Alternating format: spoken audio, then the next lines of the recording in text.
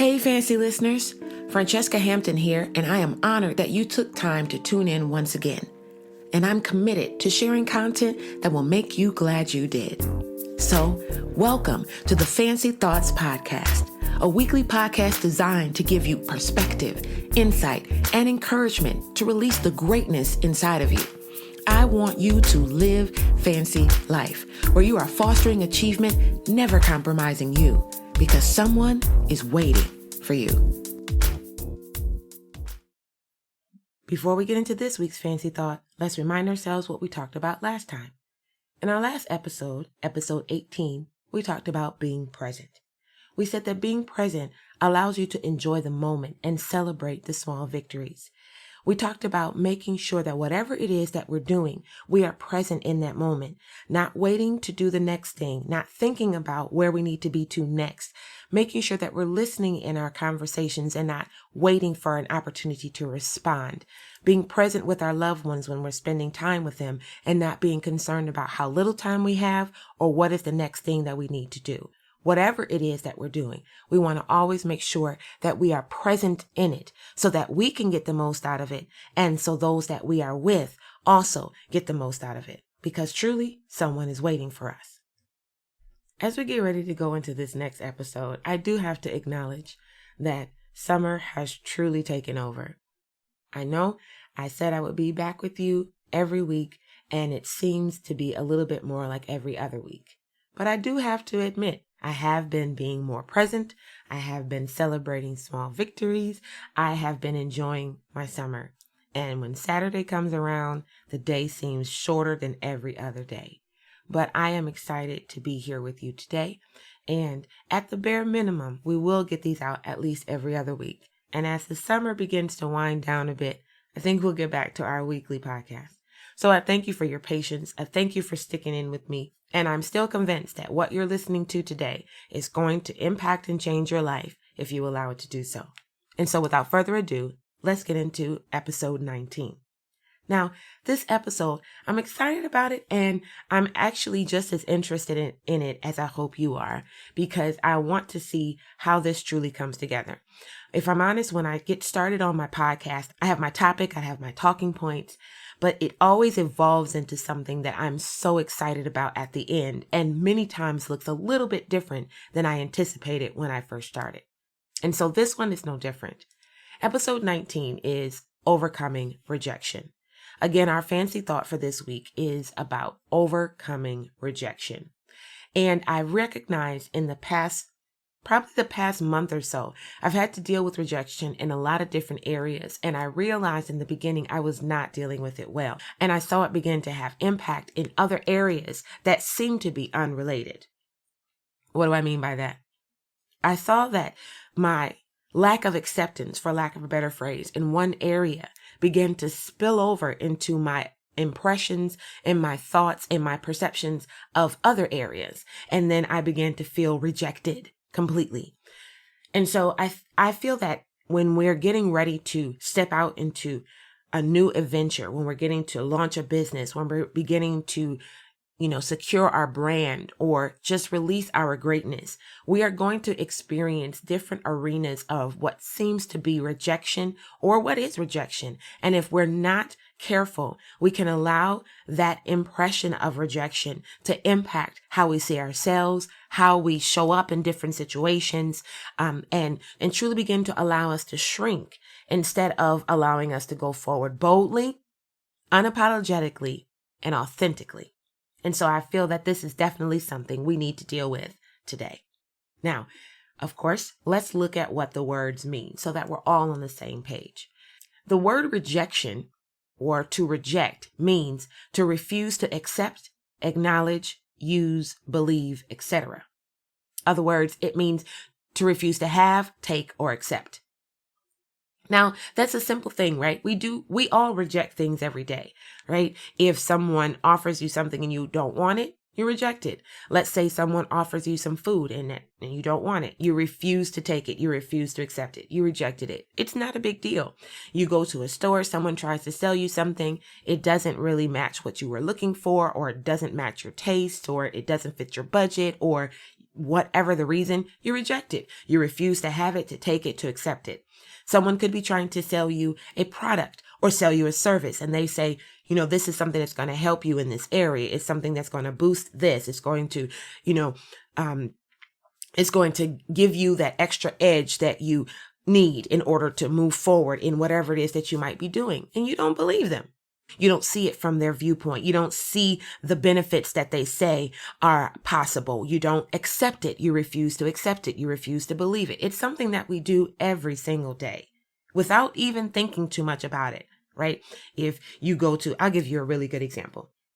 If you've ever walked into a mall, in the middle of the mall are kiosks, right? And in those or at those kiosks, there are often many different types of services and or products. Some of them, they just wait for you to come to them because they know more than likely enough people will want this. And that's why they placed it in the middle of the store.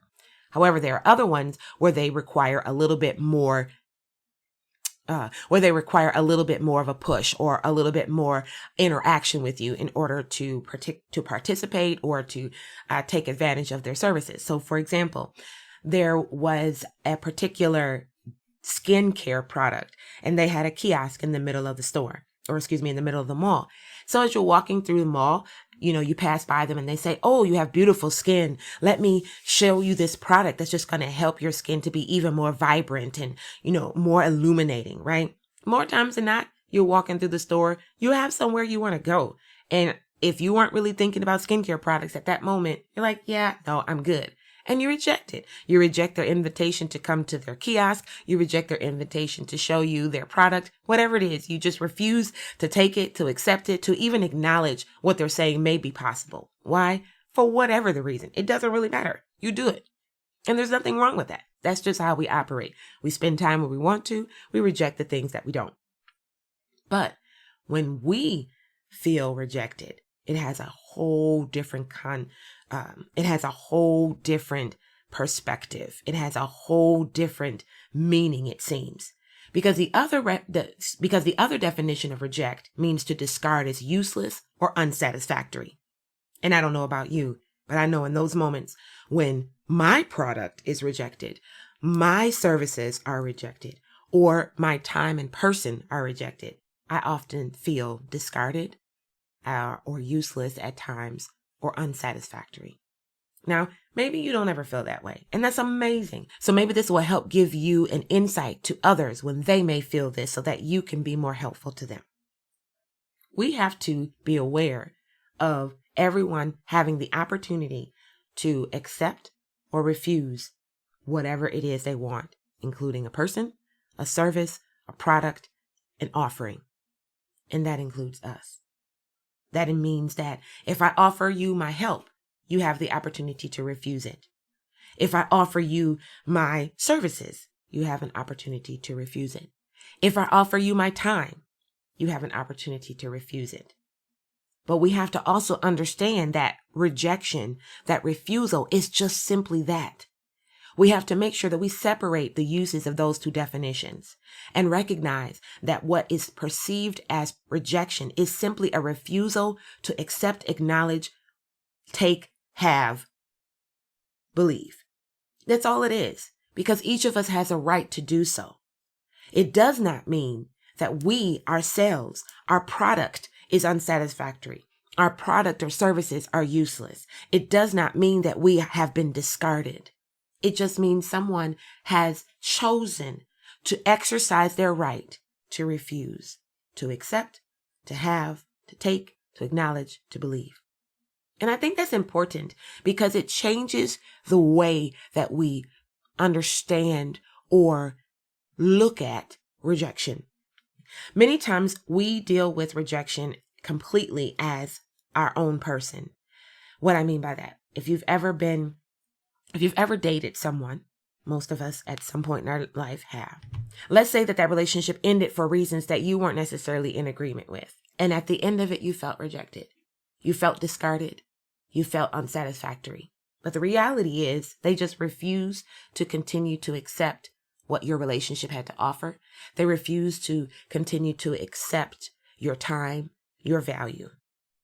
But your value can't be tied to their perception or their choice of how they choose to interact with you. Because here's what the definition of accept means. Because you have rejection and then you have acceptance, right? So accept means to generally regard as true, valid, proper, conventional, approved, right? It also means to receive as adequate, satisfactory, or valid. So let's focus more so on those two, the latter of those definitions, and contrast that to rejection. So we know that rejection is a refusal to accept, to acknowledge, to use, or believe. And accept is to receive as adequate, satisfactory, or valid. So just when, again, if you're going through that kiosk and say they want to tell you about some travel, it's a new travel agency and they want to let you know that they have awesome deals that'll take you to all the places that you ever dreamed about. And if you partner with them, they will set everything up for you and it'll be seamless for you and you will just simply be able to go and enjoy your time. And you say, you know what? That's something that I've been looking forward to. It's something that I've wanted. I'm going to accept. I'm going to receive as satisfactory or at least valid enough for me to spend my time and hear the rest of your spiel, to hear what you have to offer and see if I want to continue. So in that case, instead of refusing to acknowledge what they were saying, instead of refusing to believe what they're saying may be true, you instead decided to receive what they were saying as satisfactory enough to hear more. There's a difference. And the reason I'm breaking it out that way is because what I want you to recognize is that rejection and acceptance are simply perceptions. It is simply another person's perception of an event, an offering, a service, a person. And what is perception? Your perception of something is the way that you think about it or the impression that you have of it, says the Collins Dictionary, right? It is simply your way, it is simply the way you think about it or the impression you have of it.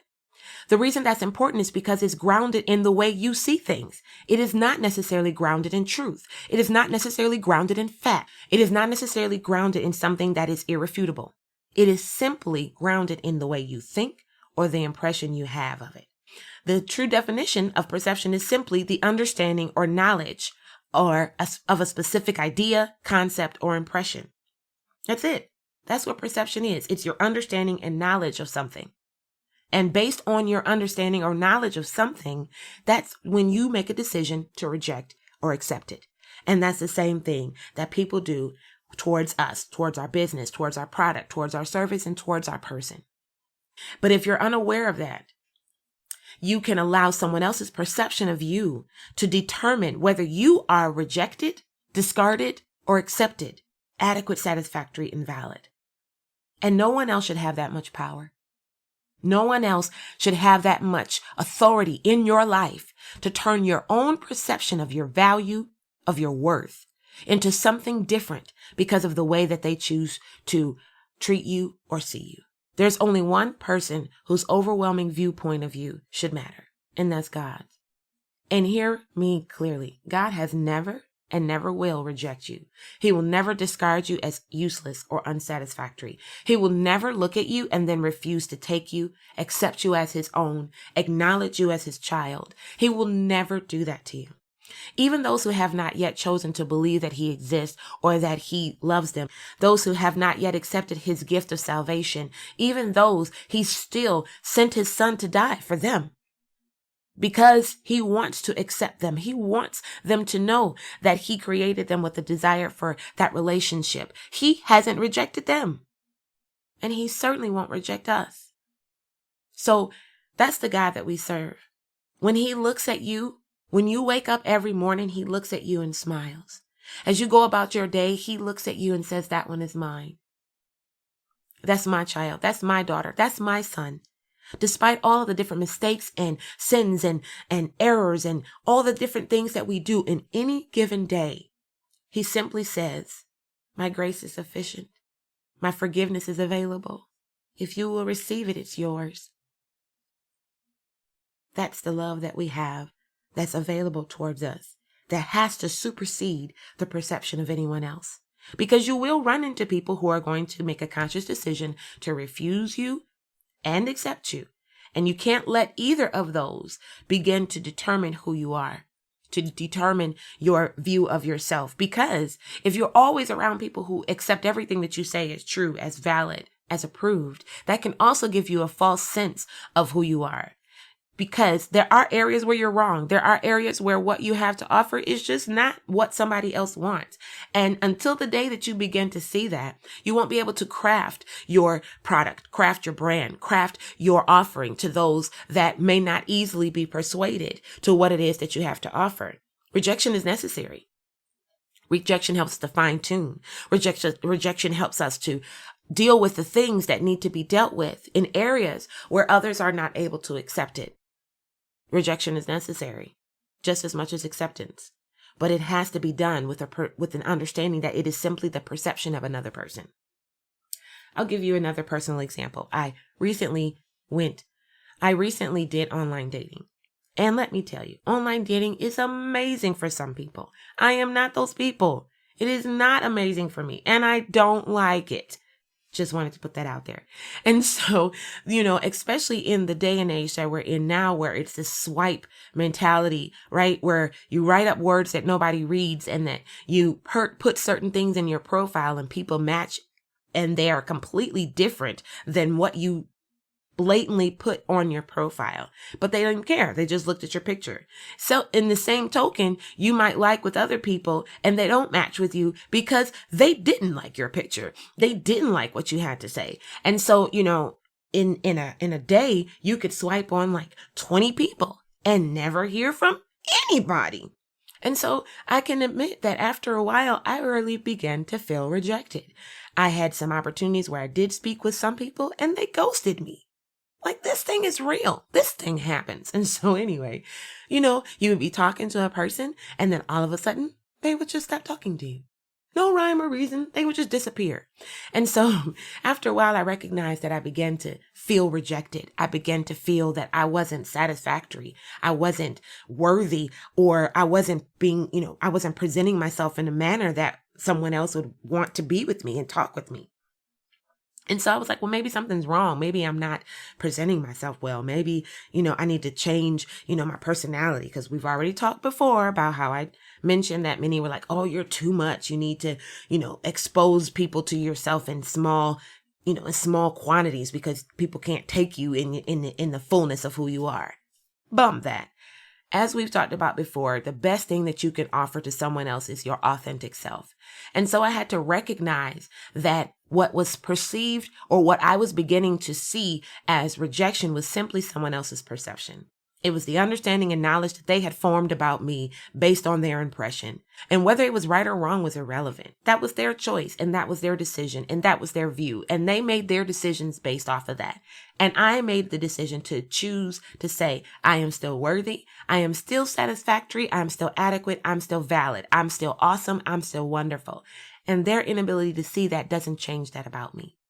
And I just share that, being, completely transparent, because I have seen that operate in my life in many different areas where I didn't get a particular job, or I didn't get a particular opportunity, or I didn't get invited to a particular thing that others were getting invited to.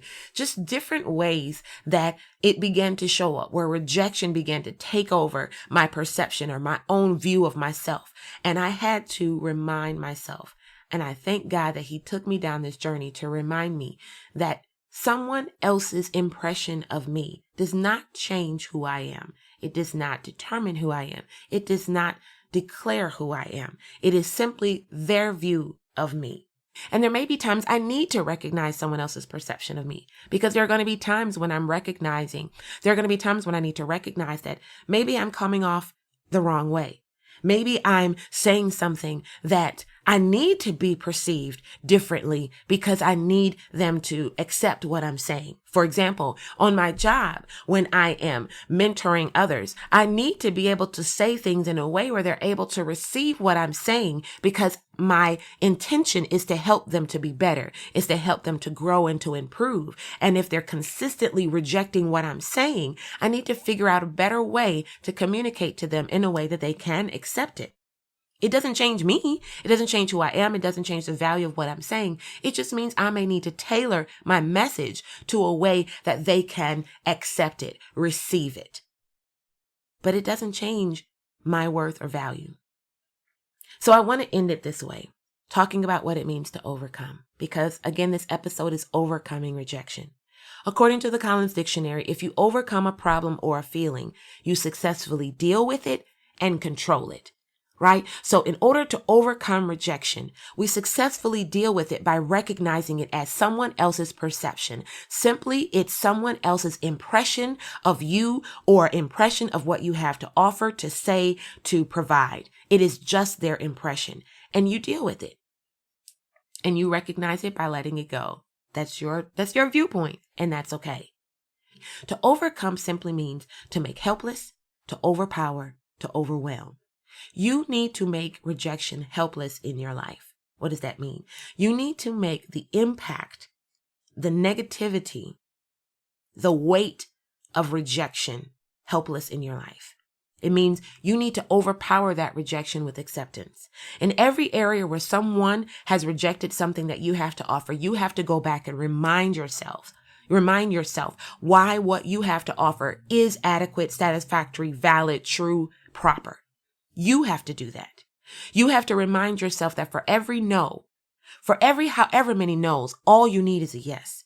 If you get, I remember it was Les Brown, he said something to the effect, and I'm not going to repeat it correctly in its entirety, but he basically said, it doesn't matter how many no's you get. You only need one yes, right? And so every no that you get, you just simply need to power through it. Say, all I need is a yes.